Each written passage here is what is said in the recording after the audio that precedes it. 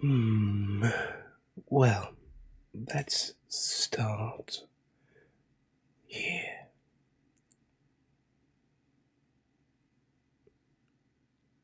Who are you?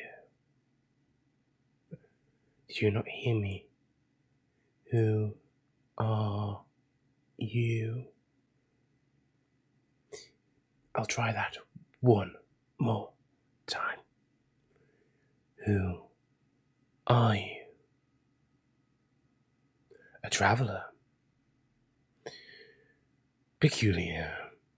Not many travellers make their way here. You know where you are, right? No? Okay then. But you got here somehow. Surely you know. No? Very strange. Very, very peculiar. Still, I suppose you're here now. Do you want me to tell you where here is? Would that allay your concerns? It would. Of course it would. Naturally. This is the realm of stories. The center, the nexus of all stories. No, not like that low-key creature. Different. I'm Mythos. Yes, the living embodiment of stories. What do you mean? That a creature like that certainly can exist. I'm here. Well, if you don't believe me, look behind me. This is just a small fraction of my endless library. No? Don't believe me? Alright, that's fine. I don't need to prove anything to a mortal. Why would I? I'm the story maker. Which actually begs the question, how don't I know this story? Why didn't I know that you will be here? Also, why are you here? Because if you didn't bring yourself here, someone or something brought you here. By logic, deduction. No clue? Very well then. I could send you home.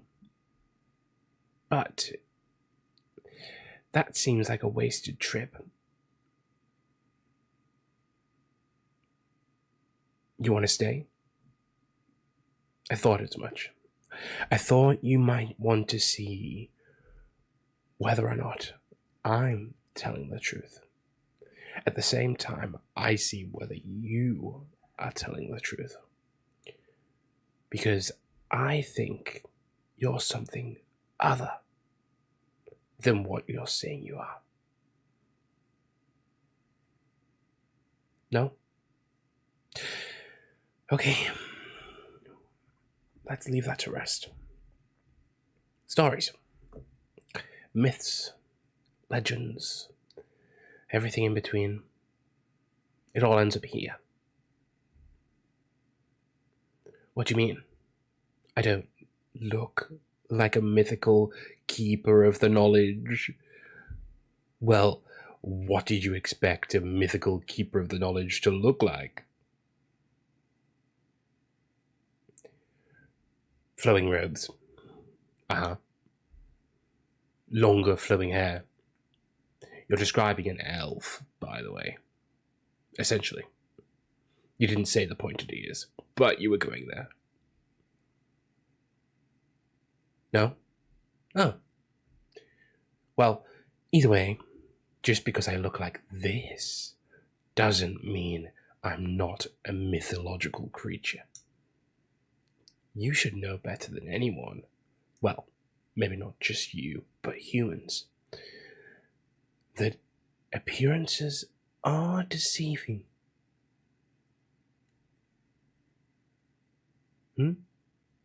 What do you think?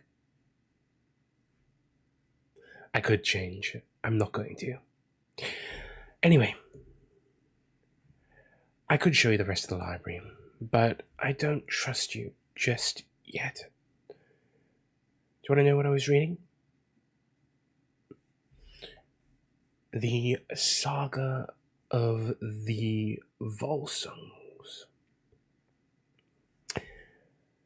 Based on Viking Age poems, the Saga of the Volsungs combines mythology, legend, and sheer human drama. At its heart are heroic deeds of Sigurd and knowledge from the Valkyries. It says a lot more, but one needs to know when to clip a story short. Do you want a passage? Alright then. Let's start at the beginning. Like I said before you rudely interrupted me. That's only introduction. That's the translation. I don't need a translation. Okay. Here we begin by telling of a man who was named Sigi, and it was said that he was the son of Odin, pronounced Odin in Old Norse.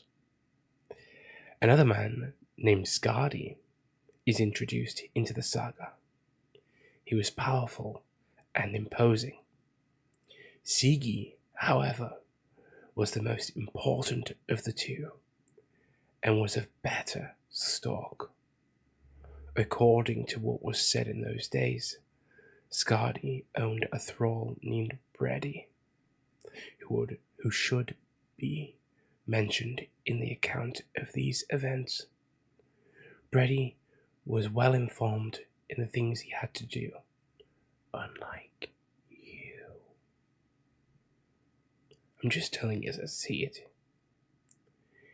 He was equal in skills and accomplishments to those who were thought more worthy, and he was better than some. Now there is to be told, Sigi once went hunting with the thrall, and they hunted all day until evening. When they compared their kills in the evening, Bredi's was larger and better than Sigi's, which greatly displeased Sigi. He said he wondered what a thrall should outdo him in. I read that wrong. Story makers can make mistakes too. They can also stumble over their words. We're not infallible. He said he wondered that a thrall should outdo him in hunting. For this reason, he attacked and killed Bredi, and then disposed of the corpse by burying it in a snowdrift. Almost read that. I'm really stammering over my words. You must have an effect on me. I almost read snowdrift as sandwich, which will be a totally different story. That did happen though. Funny story, that one. What's her name? Oh no, it's gone from my memory. But anyway, a wife fed her sons to a telethon. Sigrun. Is it Sigrun? Too many names. Too many people. That's one thing that happens up here. Too many stories. They all circulate. You get the Hulk mixed up with And then you get that mixed up with so many times. And the worst part, when they reboot. Oh, because you've got to understand, we don't just, stories don't end with books. Stories are films, TV shows. And so you're wondering why I look like this. It's a more modern era. We're getting with the times. But yes, so, reboots. Oh, so boring. I want a new story. Give me something different. Not the same thing again. Dreadful. Anyway, yes, so she killed her. Well, actually, it goes further back.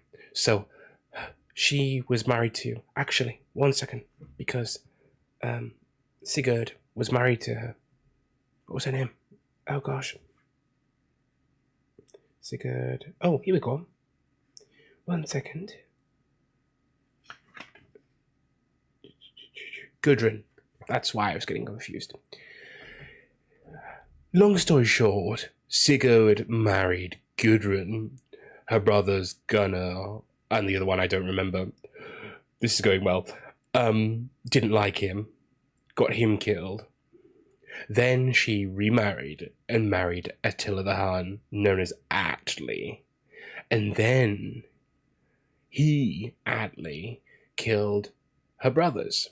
And because of the whole blood oath thing that they used to ascribe to, she had to kill Atli. But before she did that, she decided to feed her sons, of which she had with Atli, to him in a pie. A show did that recently. Something about a pie. No, not American Pie. That's a very different. You. Season 3, was it? That's not recent now, though, is it? Time is a weird thing here. We get shows that you haven't had yet. We have shows that you can't get anymore. It's all weird up here. Still, gruesome lot, these lot. Let's see if we can find another passage. I'm just picking a random page, so you don't know what I'm going to say? How exciting. There we go. I can speak again. Then the king's daughters replied. Daughter 1. We have a different task before us from drinking with you. Helgi asked, what might that be, princess? She answered, King Hogni, not Hogni, Hogni, Hogni, Hogni. Keep that in mind. I've lost my place. She answered, King Hogni has promised me to Holbrut, the son of King Grandma. That's definitely not right. Grandma? Either way, it sounds like you're saying your maternal, whatchamacallit. How do you call it? I don't know. But I have sworn that I would no sooner have him than a young crow. What's wrong with a crow? Yet the marriage will take place unless you stop Herdbird. Funny name. Fight him with your army and take me away, because there is no king with whom I would rather dwell than with you. Oh my. It's always about kings. Even now, well, even in your period, your time period, you're still obsessed with kings and queens. I haven't even watched Game of Thrones. I have no interest. I haven't even read it either. Well, what's it called? A Song of Ice and Fire?